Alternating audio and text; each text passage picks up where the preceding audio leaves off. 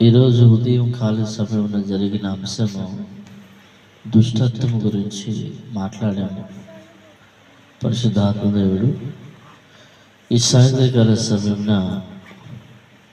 రెండో అంశము ఈర్ష్య. చెప్పాలి ఏంటిదంట? ఈర్ష్య. ఎప్పుడు ఈర్ష్య కలుగుతుంది? మరొక భాష అసూయ. మీకు అర్థం కావటానికి ఈర్ష్య లేదా అసూయ. ఎప్పుడు ఈ ఈర్ష్య లోపలికి వస్తుంది?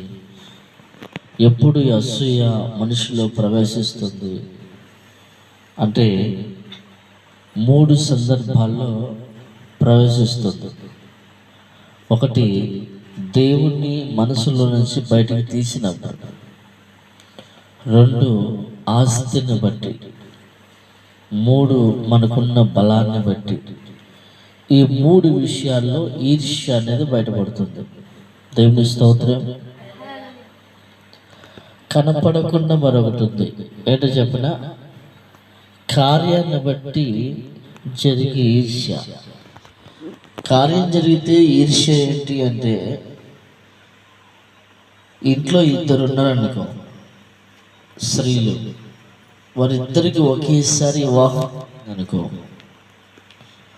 వారిలో ఒకరికి గర్భఫలం వచ్చి మరొకరికి రాకపోతే వచ్చిన వారు ఈర్ష్యపడవచ్చు, లేదా రాని వారు ఈర్ష్యపడవచ్చు.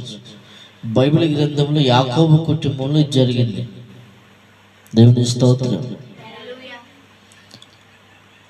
ఎందుకంటే యాకోబు గారు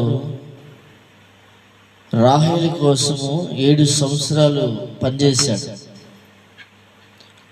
రాహేలిచ్చి చేయకుండా లేయానిచ్చి పెళ్లి చేశాడు యాకోబు గారు. వారిద్దరు అప్పల చెల్లెలే. ఎందుకు రాహేల్ని